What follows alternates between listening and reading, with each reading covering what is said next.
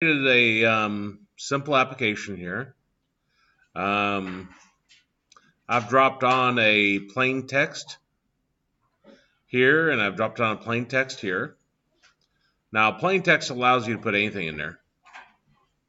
And I got a button, and then I got another plain text. Now we're going to divide two numbers. Divide this number by this number.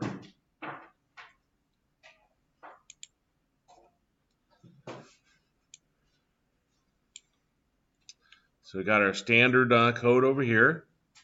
We got our edit text, ED1, edit text, ED2, ED3, and they're equal to our edit text, find view by ID, and then r.id, and then the names we assigned. Ed num1, ed num2, and ed num3.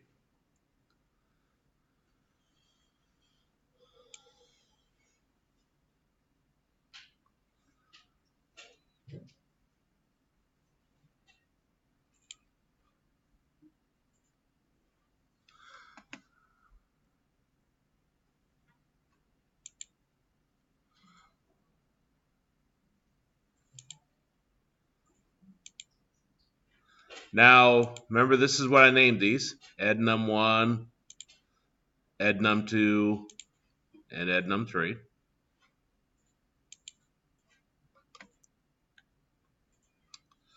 Now, let me get rid of the error handling code first.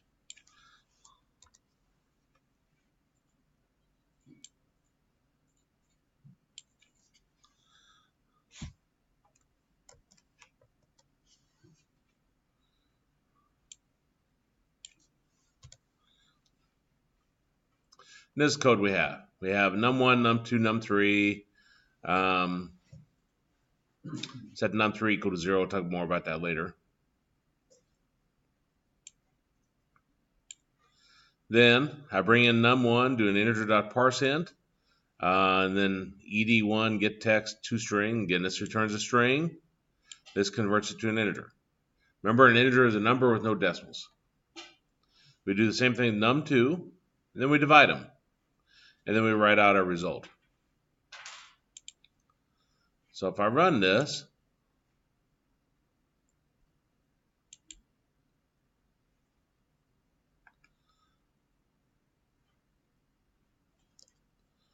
put 4 in here.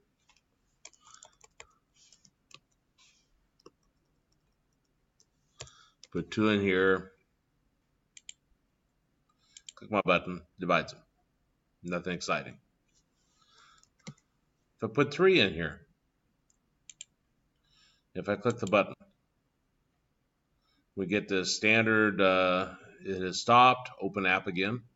I realized I probably needed to handle we're at the point where we need to handle exception handling. I think it was Liam is yours the other day, where I told you debug, and debug didn't really tell you what you needed.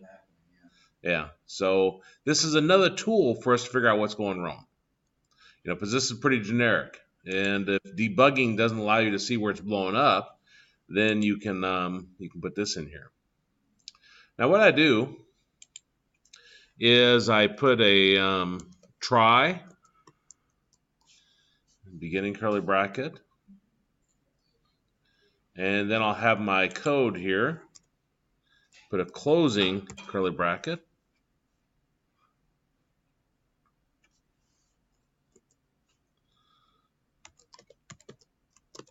do a catch, exception E,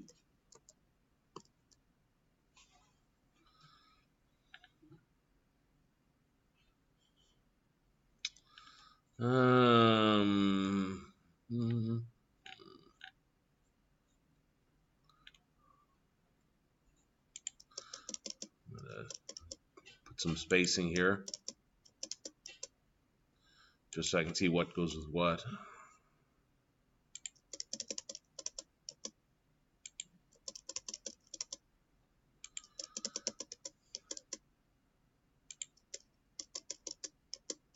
Okay, so those match up. Here's my catch. And I think I need a closing brace on that.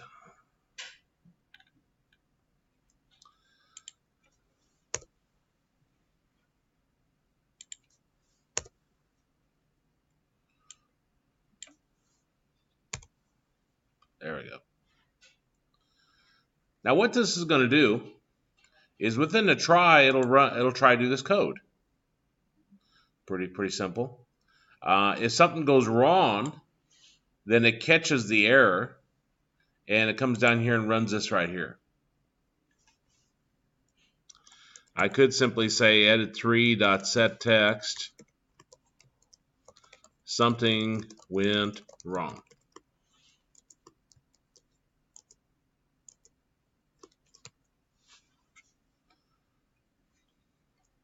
So if I run this now,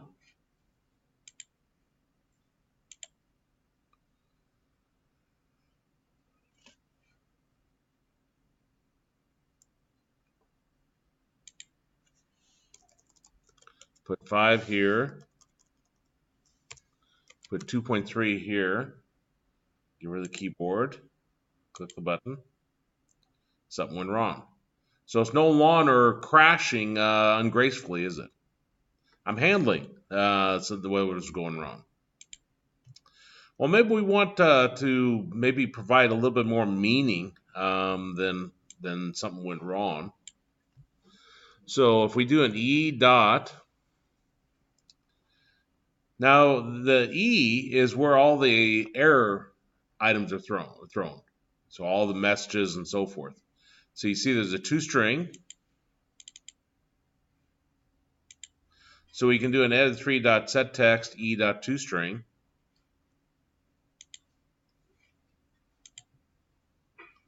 And now if I run that,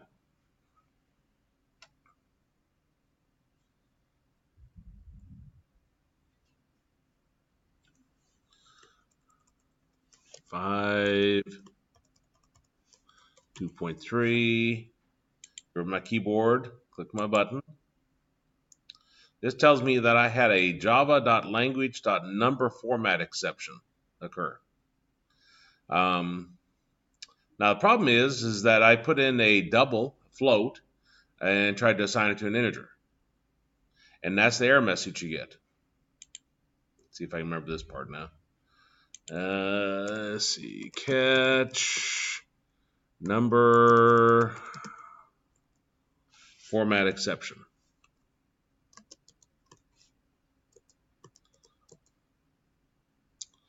So this error message here, Java or number format exception, came from this last part here, number format exception. Now I could say ed3.setText, not an integer.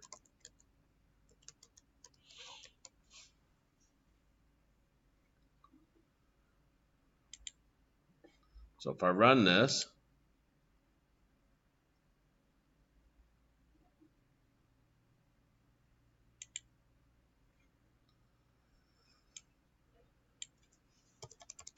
five, 2.3. Click my button. Notice how it comes back and tells us it's not an integer. So again, we've gracefully caused it to happen. Now, which one's not an integer? 2.3. What if I didn't know that? You don't have to have multiple lines of code in here. You could have one line of code. So you could just do that right there.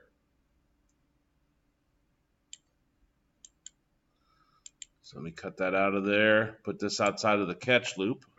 Create separate ones. Exactly. Try one.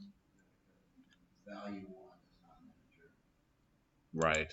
See, like I can say my first number is not an integer. Now you got to realize you have limited space on that screen, so I probably won't show all that. Get rid of the number.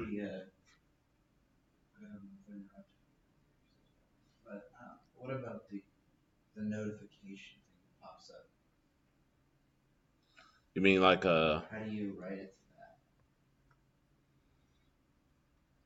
You mean like a dialog box? Yeah, like whenever they actually get like an error message, it always pops up that little. I don't remember the code, the syntax for that. I'll have to research that and give it to you next time. Okay.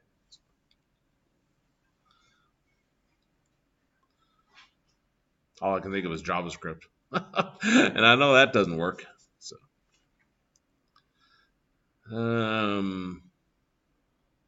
okay.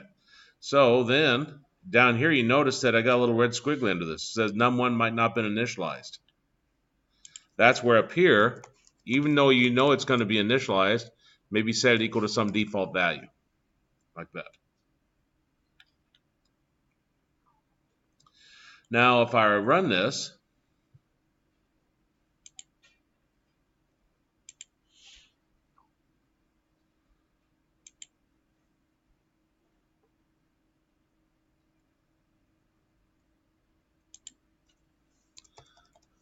put in 2.3 here, so it's not an integer. 5 here, click my button.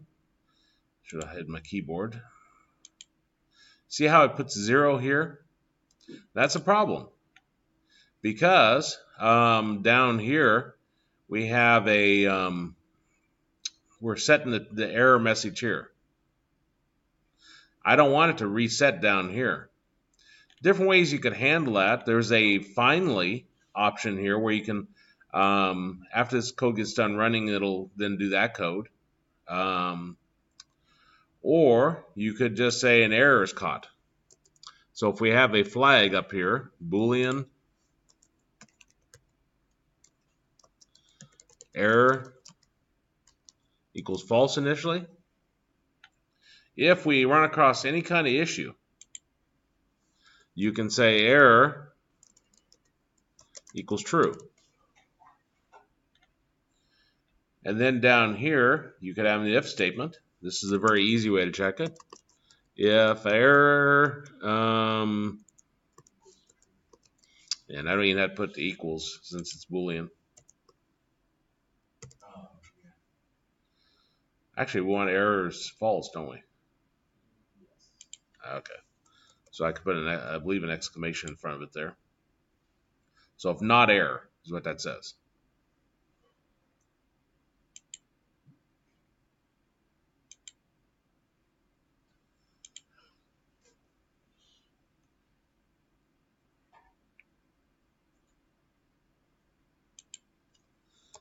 Let's see, 2.35.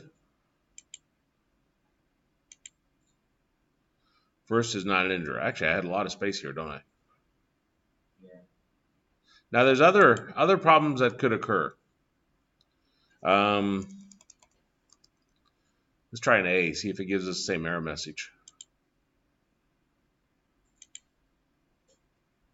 First is not an integer. How about blank? Still first is not an integer.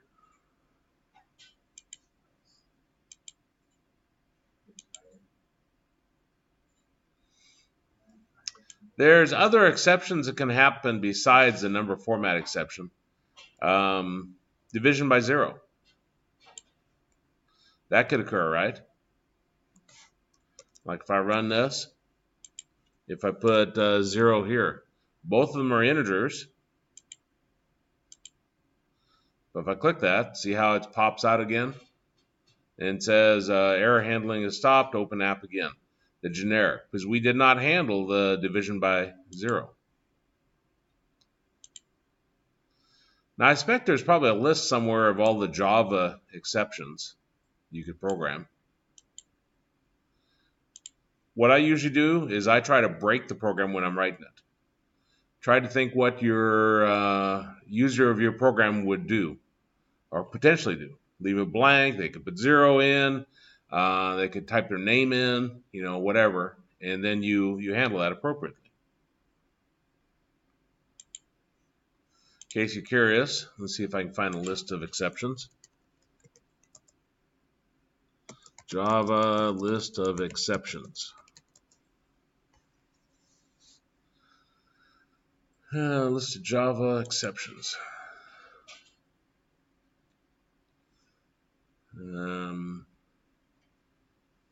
Class not found exception, arithmetic exception, array store exception.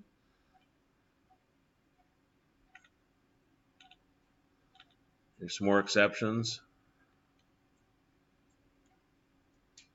Zip error, zip exception, IO error. How long will it take you to program all these? Hold on. 7 months. 7 months. You do not sit there and try to program for every error that happens. Not unless you're writing some kind of industrial package. You, again, try to break it. When you break it, you'll see the error that pops up. Like down here, if I threw another try in here.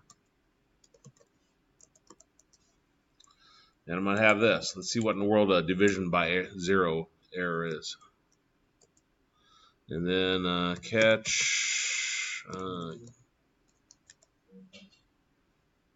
exception E. And then I'll say edit 3.setText E.toString.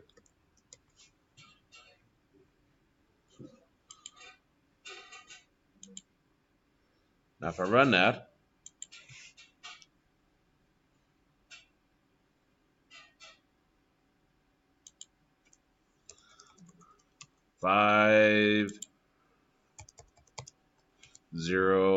hide my keyboard.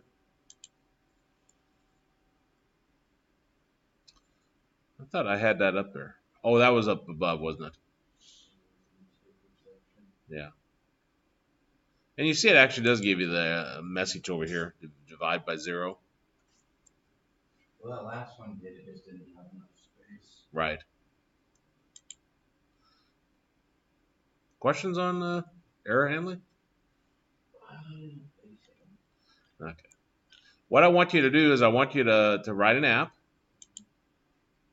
and perform the calculation that involves division and go through and put all the proper error checking in to handle all this.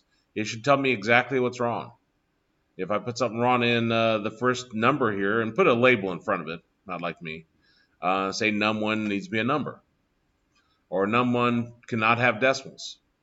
Try to think about how you'd handle that. In your error checking, if it's just a generic arithmetic exception, well, that was a number format exception, wasn't it? So the arithmetic exception, then it is a division by 0 type of deal. There's other things that could cause it, like if you've had algebra, log of a negative number would cause it, but we're not doing a lot of mathematics and so forth. By the way, that's a assignment for today.